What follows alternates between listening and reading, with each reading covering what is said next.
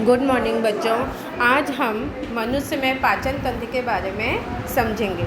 मनुष्य में पाचन तंत्र को दो भागों में बांटा गया है, जिसमें सहायक ग्रंथियां और अंग तंत्र पाचन अंगिकाओं का समावेश होता है। सहायक ग्रंथियों का कार्य क्या होता है? वो उनमें से रस निकलता है जिसमें एंजाइम होते हैं और वो खुराक का पाचन करते हैं। उसके बाद जो अंगिकाएं होती हैं, उनका कार्य खुराक का पाचन करना होता है। ठीक है, तो अब जैसे यहाँ आकृति में आप लोग देख सकते हो कि सबसे पहले भोजन मुंह में जाता है। मुंह में खुराक में क्या होता है? मुंह में क्या होती है? लार होती है। लार में टाइलिन नामक एंजाइम होता है जो स्टार्च का पाचन करता है, यानी माड़ को माल्टोज में बदल देता है। जैसे हम अपने मनपसंद कोई भी चीज़ देखते तो हमारे मुंह में पानी आ जाता है ना, ये उसी प्रकार से यानी हमारे मुंह में से लार निकलती है जो खुराक का पाचन करती है। इसका कार्य क्या होता है? खुराक के बड़े टुकड़ों को छोटे टुकड़ों में बांटना होता है। उसके बाद जो भी हम खाए होते हैं, लार उसका छोटे टुकड़ों में बंटने के बाद वो आहार नाल, यहाँ लंबी नलिका दिखाई दे रही है, भोजन आहार नाल से होते हुए आमाशय में जाता है। आमाशय में क्या होता है? तो आमाशय में मैंने तुम लोगों को पहले भी बताया था कि हमारे शरीर में से अलग अलग रस निकलते हैं, हमारे पाचन अंगिकाओं में से रस निकलते हैं। तो आमाशय में की दीवार पर गैस्ट्रिक ग्रंथियाँ होती हैं, जिसे जठर ग्रंथि भी कहते हैं। उसमें से गैस्ट्रिक रस निकलता है। इसमें से HCl, पेप्सिन और रेनिन का स्राव होता है। पेप्सिन क्या करता है? वो प्रोटीन को पेप्टोन्स में बदल देता है, यानी आमाशय में कार्बोहाइड्रेट, वसा, प्रोटीन इत्यादि का पाचन होता है। इसके अलावा बाकी के चीज़ों का, जैसे कि सोडियम है, पोटेशियम है, आवश्यक जो तत्व होते हैं उनका पाचन नहीं होता है। उसके बाद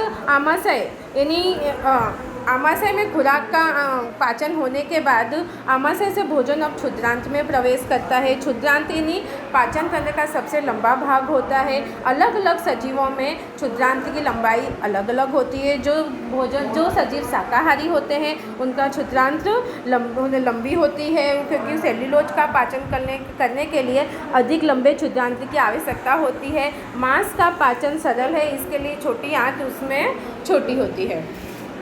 क्षुद्रांत यानी छोटी आंत में कार्बोहाइड्रेट, प्रोटीन तथा वसा का पूर्ण पाचन का स्थल है। इस कार्य के लिए यह यकृत तथा अग्न्याशय से श्रावण प्राप्त करती है। आमाशय से आने वाला भोजन अम्लीय और अग्न्याशिक एंजाइमों की क्रिया के लिए उसे क्षारीय बनाया जाता है। यानी आमाशय क्षुद्रांत में क्या होता है? कार्बोहाइड्रेट, प्रोटीन और वसा का पूर्ण पाचन होता है। यानी भोजन आमाशय से जो भी भोजन आता है उसका वो एसिडिक होता है, तो उसका और अग्न्याशिक एंजाइमों की क्रिया के लिए उसे क्षारीय बनाया जाता है। यकृत, यहाँ जैसे आकृति में आप लोग देख सकते हो,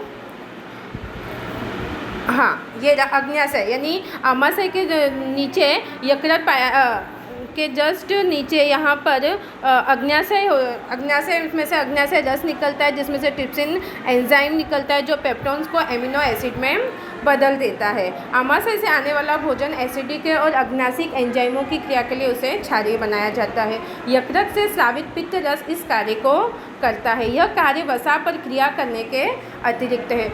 छोटी आंत यानी क्षुद्रांत में वसा बड़ी गोलिकाओं के रूप में होता है। यानी क्षुद्रांत में क्या होता है? जो चर्बी होती है वो बड़ी गोलिकाओं में होती है, जिससे उस पर एंजाइम का कार्य करना मुश्किल हो जाता है। जिससे क्या होता है? पित्त लवण उन्हें छोटी गोलिकाओं में खंडित कर देता है, जिससे एंजाइम की क्रियाशीलता बढ़ जाती है। यह साबुन का मेल पर इमल्सीकरण की तरह ही है, जो हम चैप्टर नंबर 4 में पढ़ चुके हैं। अग्न्याशय रस का श्रावण करता है, जिसमें प्रोटीन के पाचन के लिए ट्रिप्सिन एंजाइम होता है। यहाँ मैंने आकृति में यहाँ पे तुम लोगों को देखा अग्न्याशय, यहाँ पे आमाशय के जस्ट नीचे यहाँ पर देख सकते हो कि अग्न्याशय में से अग्न्याशय रस निकलता है, जो उसमें से ट्रिप्सिन एंजाइम निकलता है जो पेप्टोन्स को एमिनो एसिड में बदल देता है।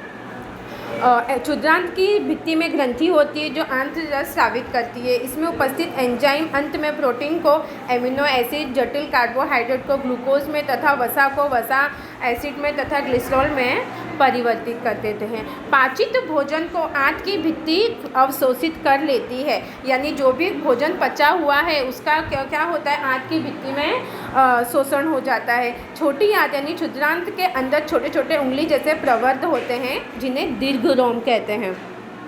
ये अवशोषण का सतही क्षेत्रफल बढ़ा देते हैं। दीर्घरोम में रुधिर वाहिकाओं की बहुतायत होती है, जो भोजन को अवशोषित करके शरीर की प्रत्येक कोशिका तक पहुंचाते हैं। यहाँ इसका उपयोग ऊर्जा प्राप्त करने, नए ऊतकों के निर्माण और पुराने ऊतकों की मरम्मत में होता है। बिना पचा भोजन बृहदांत यानी बड़ी आंत में चला जाता है, जहाँ दीर्घरोम इस पदार्थ में से जल का अवशोषण कर लेते हैं। अन्य पदार्थ गुदा द्वारा शरीर के बाहर कर दिया जाता है और इस वर्ज्य पदार्थ को बहिक्षेपण गुदा अवरोधनी द्वारा नियंत्रित किया जाता है। तो इस प्रकार मनुष्य में पाचन तंत्र को हम समझा सकते हैं, यानी इसको इजीली हम इस प्रकार से भी, यानी मेन इसमें दो चीज़ें हमें ये समझानी है कि मनुष्य का जो पाचन तंत्र है वो दो भागों में बटा हुआ है।